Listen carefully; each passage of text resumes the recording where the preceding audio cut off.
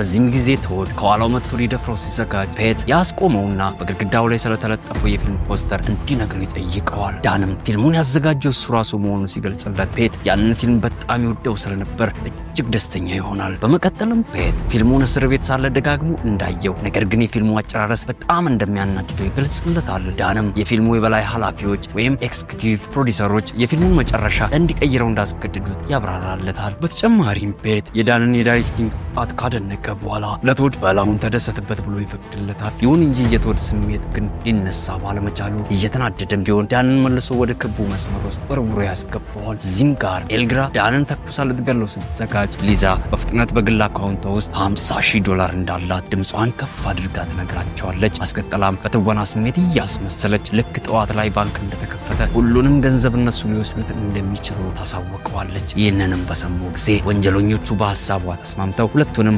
አስራዋቸው ለማሳደር ይወስናሉ። ከትንሽ ቆይታ በኋላ ደግሞ ኤልግራ በዚህ በኩል በቶድ ቂጥ ውስጥ የተሰነቀረውን ጥይት እያወጣችለት እንመለከታለን። በመቀጠልም ጠዋት ላይ ገንዘቡን ከተቀበሏቸው በኋላ ሁለቱንም ለመግደልና በፖሊስ ሳይያዙ ድንበር ለመሻገር ይወስናሉ።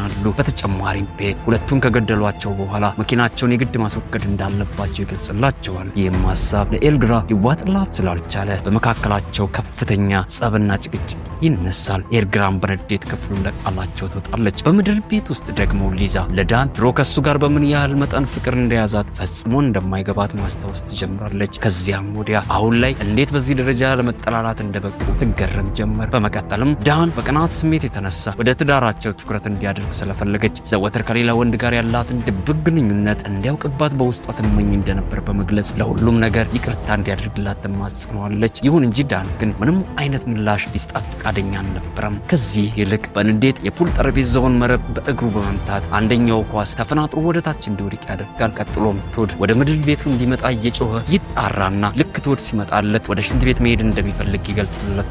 ቶድም የዳንን እጅ ከመፍታቱ በፊት የቆሰለ ሰውነቱን ጭምቅ አድርጎ በማሰቃየት ለማምለጥ እንዳይሞክር ያስጠነቅቀዋል። ቀጥሎም ወደ ሽንት ቤት እየመራው ወስዶት ዳን እንዳያጠቃው በማሰብ ከሱ ቀድሞ ወደ ሽንት ቤት በመግባት የሽንት ቤቱን ክዳን አንስቶት ይወጣል። ዳንም በውስጥ ሆኖ እየተዘጋጀ ሳለ ቶድ በዚህ በኩል ሊዛን ቀርቧት አረ አነካሽም እያለ በጨዋታ መልክ እያስፈራራትና እያበሳጫት ይገኛል። ብዙም ሳይቆይ ዳን ደግሞ ከሽንት ቤት ይወጣና ቶድ አንደኛው የእግሩ ጫማ ለመኖሩን አስተውሎ ግራ ይጋባል። በዚህም ቅስፈት ዳን በካልሲ ውስጥ ደብቆት ያስቀመጠውን የፑሉን ኳስ ተጠቅሞ የቶድን ጭንቅላት በመምታት ራሱን ያስተዋል። ከዚህም ክስተት በኋላ ዳን የቶድን ጩቤ ለሊዛ ይሰጣትና ወዲያው ወደ ፔት ክፍል ያመራል። በዚህ በኩል ፔት ለኤልግራ ይቅርታ እየጠየቃትና እሷን በድጋሚ ፍቅራቸውን ለማጠናከር እባክህን በደንብ ንጨኝ ብላ እየጠየቀችው ይገኛል። ብዙም ሳይቆይ ደግሞ ሊዛ ራሷን ሙሉ በሙሉ ከታሰረችበት ነጻ ታወጣለች። እዚህም ጋር በቶድ መቆየት ጥርጣሬ የተሰማቸው ፔትና ኤልግራ በፍጥነት ወደ ምድር ቤቱ ወርደው ቶድን ከወደቀበት ይቀሰቅሱታል። በዚህም ቅስፈት ሊዛ በፍጥነት ወደ ውጭ እየሮጠች ትወጣለች። በዚህም ጊዜ ሊዛ በፈጠረችው የረብሻ ድምፅ የተነሳ ወንጀለኞችን ምልክት ተሰጣቸውና ወዲያው እሷን በማሳደድ ሊዟት ይጣደፋሉ።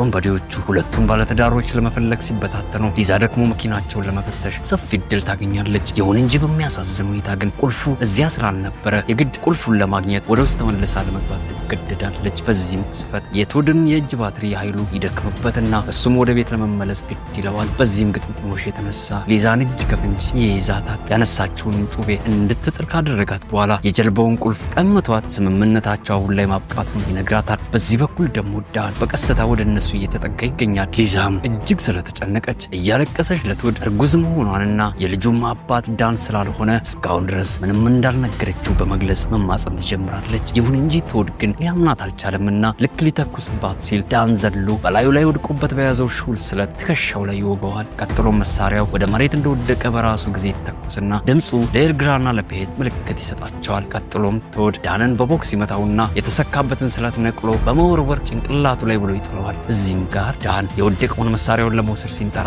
ቶድም ከእጁ ለመቀማት መታገል ይጀምራል። በዚህም ጊዜ ሊዛ ፈጥና በመምጣት ጀርባው ላይ ወጥታ የቶድን ጆሮ በጥርሷ ንክስ አድርጋ ቦጭቃ ታነሳዋለች። ቶድም ወዲያው ሊዛን ከላዩ ላይ ገፍትሯት ይጥላታል። ዳንም ፈጥኖ መሳሪያውን ቢይዝም ነገር ግን ቶድ በፍጥነት በመንቀሳቀስ ድጋሚ ባይለኛው ያጠቃው ጀመረ። መሳሪያውንም ከእጁ ላይ ከቀማው በኋላ ባይለኛው ረግጦት ወደ ኩሽናው ውስጥ ይወረውረዋል። በመቀጠልም ቶድ ሊዛንም አንስቷት ወደ ቁም ሳጥኑ ይወረውራታል። ይሁን እንጂ እሷ ግን ነጭ ፈሳሽ የያዘ ጠርሙስ በመያዝ አይኑ ላይ ረሽታ ታቃጥለዋለች። ከዚያም ሊዛ ወዲያው የያዘችውን ጠርሙስ ጭንቅላቱ ላይ ሰብራው ፊቱን በተሰባበረ መስታወቱ ላይ እየጎተተች ትፈትገውና ለጥቂት ሰዓታት በተኛበት ትረጋግጠዋለች። ብዙም ሳይቆይ ግን ቶድ ከእግሮቿ መሃል ገብቶ ወደ ላይ በማንሳት በጠረጴዛው ላይ ወርውሮ ይከሰክሳታል። በመቀጠልም ጠንካራ ገመድ ወስዶ ጉሮሮዋን እንቅ ያደርገዋል። በዚህም ጊዜ ቶድ ዳንን ወደ መሳሪያው ሲሮጥ ይመለከተውና ሊዛን ከመሞቷ በፊት ይለቃታል። ቀጥሎም ሁለቱ ወንዶች በድጋሚ መታገላቸውን ሲጀምሩ ሊዛ ወዲያው ጮቤ ይዛ እየሮጠች በመምጣት የቶድን ጀርባ ትወጋዋለች። ይሁን እንጂ ቶድ ግን እጅግ ግዙፍ በመሆኑ የተነሳ የእሷ ጮቤ ምንም ግድ አልሰጠውም ነበር። ይህንንም በተመለከተች ጊዜ ሊዛ ተጨማሪ ጮቤዎችን በማምጣት በተደጋጋሚ ተወጋጋው ጀመር። ቶድም በስተመጨረሻ ወደ እሷ ለመዞር እንደሞከረ ዳን ደግሞ በሌላ ስለታማ ቅርጻ ቅርጽ ጭንቅላቱ ላይ ይለዋል። ይሁን እንጂ ቶድ ግን አሁንም ቢሆን ወደፊት መራመዱን አላቆመም። ቀጥሎም ዳን መሳሪያውን ወስዶ ሊተኩስበት ቢሞክርም ነገር ግን መሳሪያው ውስጥ ጥይት አልነበረውም። ቢሆንም ግን ቶድ በስተመጨረሻ አቅም ያጥረውና ወደ ዳን ዘንድ ሳይደርስ ዝሎ ይወድቃል። ከዚህም በመቀጠል ሌሎች ወንበዴዎች ወደ እነሱ እየተጠጉ መሆናቸውን ስለሰሙ ሁለቱም በፍጥነት ወደ ላይኛው ክፍል ሄደው ለመደበቅ ይገደዳሉ። ከዚህም በመቀጠል ዳንና ሊዛ በቁም ሳጥኑ ውስጥ በተደበቁበት ዳን ለሊዛ በመካከላቸው ነገሮች ገና መበላሸት እንደጀመሩ ወዲያው ተስፋ በመቁረጡ የተነሳ ለተፈጠረው ጥፋት በሙሉ ተጠያቂ ራሱ መሆኑን በማመን ይቅርታ ይጠይቃታል። ከዚያም ለሊዛ የጀልባውን ቁልፍ ከሰጣት በኋላ እሱን ጥላ በመሄድ ልጇንና ራሷን እንድታድን ይነግራታል። ነገር ግን ሊዛ እርጉዝ ነኝ ያለችው ቶድን ለማዘናጋት እንደሆነና አሁን ላይም እርጉዝ አለመሆኗን ግልጽ አድርጋ ትነግረዋለች። ዳንም ይህንን ሲሰማ በጣም ተደንቆ እስከዛሬ ካሳየሽው ትወናዎች በሙሉ እጅግ ምርጡን ትወና ነው ያሳየሽኝ በማለት ያደንቃታል። በዚህ በኩል ደግሞ ፔት ወደ ተደበቁት መጥቶ ሊያገኛቸው ልክ ሲቃረብ ዳን ዘሎ በመውጣት ፊቱ ላይ ይከመርበትና ወደ መሬት ጥሎት ወዲያው ከሊዛ ጋር ተያይዞ ከስፍራው ይሰወራሉ። ሊዛም ልክ ወደ ውጭ እንደወጣች ኤልግራ ደርሳ ጠልፋ ትጥላትና በጥይት ትገላት ትንደረደራለች። በዚህም ቅጽበት ዳን ደርሶላት ኤልግራን መጥቶ በመጣል ጭንዋን ያቆስለዋል። ብዙም ሳይቆይ ደግሞ ፔትን በመስኮት በኩል ዘሎ በመውጣት ዳን ላይ ይከመርበትና እያጣደፈ በቦክስ ይመታው ጀመር። ሊዛም ይህንን ክፍተት በመጠቀም ፔትን ከኋላው በኩል በሬክ ወይም ደግሞ በሳር መቧጠጫ የእጅ መሳሪያ ወቅታው ከማመለጧ በፊት ቶድ ድንገት ተመልሶ ይመጣና አንቆ ይዛታል። ቀጥሎም ፔት የሳር መቧጠጫውን ሰብሮ እጀታውን ይወስድና ዳንን ጸጉሩን ጨምድዶ በመያዝ እየጎተተ ወስዶ ደጋግሞ ግድያን መፈጸም ምን ያህል አሰልቺ ነገር እንደሆነበት ይነግረዋል። ከዚያም የተሰበረውን የመቧጠጫውን እጀታ በዳን እጅ ላይ ይሰካበታል። ይህም ሳይበቃው ፔት የጭካኔ ተግባሩን በመቀጠል በፍጥነት ሳር የሚታጨድበትን ትልቅ ማሽን ያስነሳና የዳንን ጭንቅላት እየጎተተው በሚሽከረከረው ስለታም የማሽን መቀሶች ውስጥ ሊከተው ይሞክራል። በዚህም ጊዜ ዳን ማሽኑን በእጁ በማቆም ራሱን ለመከላከል ይሞክርና የተወሰኑ ጣቶቹን መስዋዕት ያደርጋቸዋል።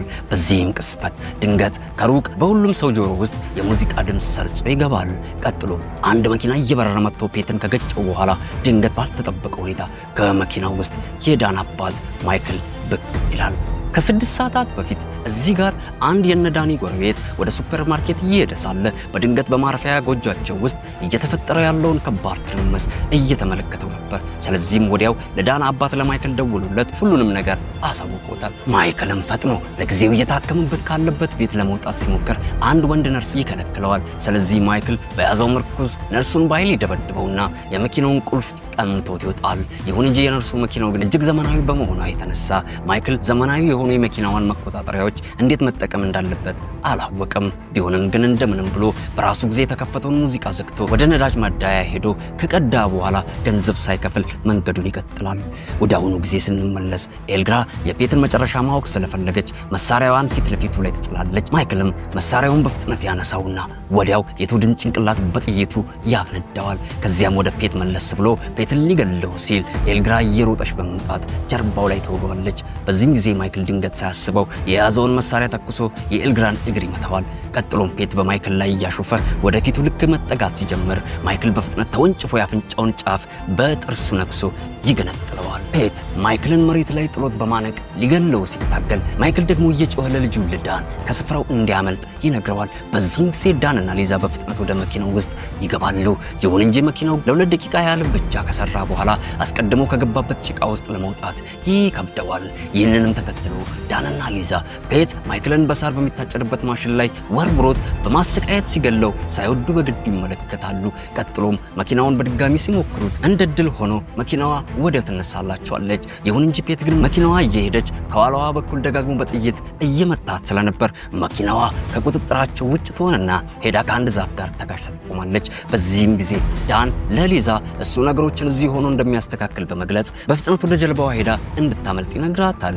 በዚህ በኩል ደግሞ ኤልግራ እየጮች ፔትን እርዳታ እየጠየቀችው እንመለከታለን። ይሁን እንጂ ፔት ግን በምላሹ ከእንግዲህ ሁለታችን ምንም አይነት ግንኙነት የለንም ተፋተናል ይላታል። ከዚያም ፔት ወደ መኪናዋ ውስጥ ሄዶ ሲፈትሽ ዳንና ሊዛ እሱ ሳይደርስባቸው መሰወራቸውን ይገነዘባል። እዚህም ጋር ኤልግራ ወደ ውስጥ ተመልሳ ገብታ የእግሯን ቁስል በአልኮል አጽድታው በፋሻ ለማሰር እየሞከረች ትገኛለች። ነገር ግን ዳን በድንገት ወደ እሷ ዘንድ ብቅ ብሎ እግሯን ረግጦት ይሰብረዋል። በመቀጠልም ዳን መሳሪያውን አናቷ ላይ ደቅኖ ከሱ የተሰወሩትን ሹራብና ልብሶች የት እንዳደረገቻቸው ይጠይቃታል። ነገር ግን ኤልግራ ከሱ ምሕረትን ከመለመን ይልቅ እያንቋሸሸችው መሳደቧን ትያያዘዋለች። በዚህም የተነሳ ዳን በንግግሯ እጅግ ተበሳጭቶ በያዘው ጥይት ፊቷን ያፈርሰዋል። በዚህ በኩል ደግሞ ሊዛ ወደ ጀልባው ውስጥ ገብታ በፍጥነት ለመንቀሳቀስ ብትሞክርም ነገር ግን ጀልባዋ ልትነሳላት አልቻለችም። ቢሆንም ግን ጥቂት የሞተር ቤቱን በእጇ መታ ስታደርግ ጀልባዋ ወዲያው ተረክብላ ትነሳላታለች። ይሁን እንጂ በሚያሳዝን ሁኔታ ግን ፔት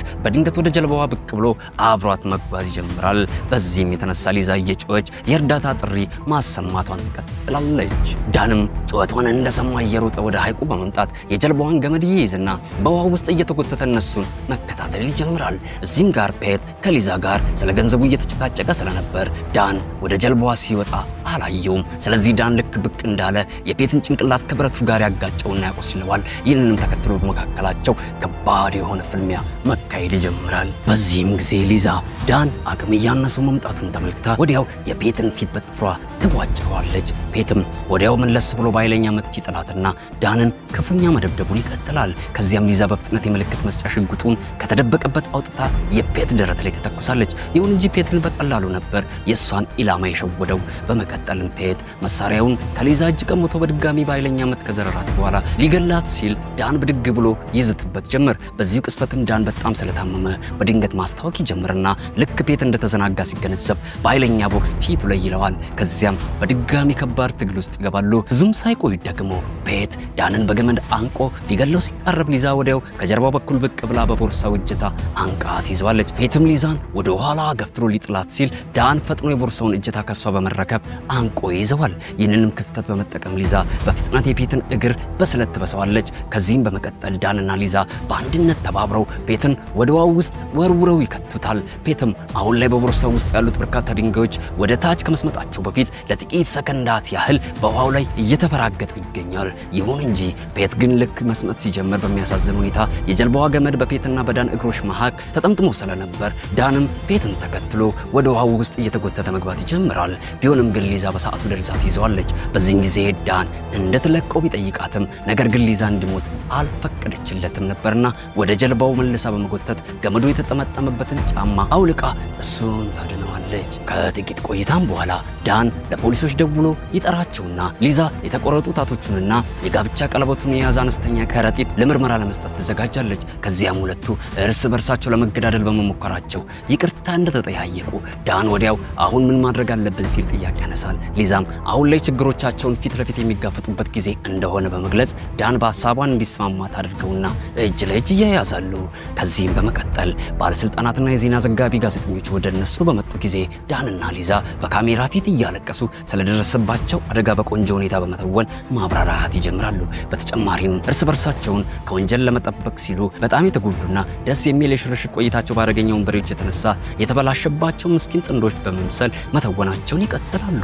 ብዙም ሳይቆይ ደግሞ ይህ ትወናቸው በሁሉም ሚዲያ ዘንድ ተቀባይነት እያገኘ ይመጣል። የማይክል ሞት የቀድሞ የጦር አርበኛ ስለነበር ትልቅ ትኩረት ማግኘቱ አልቀረም። ይህንንም ተከትሎ ዳንና ሊዛ በተለያዩ የቶክ ሾው ፕሮግራሞች ላይ እንግዳ ሆነው መቅረብ ይጀምራሉ። ይባስ ብሎም የፈጠሩት የሚሰሩት ታሪክም ለፊልም ስራ ተመራጭ ይሆናል። ይህንንም ፊልም ዳን ራሱ በዳይሬክተርነት የሚሰራው ሲሆን ሊዛ ደግሞ ዋና ተዋናይ እንድትሆን ትመረጣለች። ይሁን እንጂ ፊልሙ ግን በቀጥታ ወይም ደግሞ በኦንላይን ስትሪሚንግ ብቻ ነበር የሚለቀቀው። በተሰራው ፊልም መጨረሻ ላይ ደግሞ ዳንና ሊዛን ሆነው የሰሩት አክተሮች ወንበዴዎችን የሚደበድቡና የሚያመልጡ ድንቅ ተፋላሚዎች ተደርገው ይታያሉ።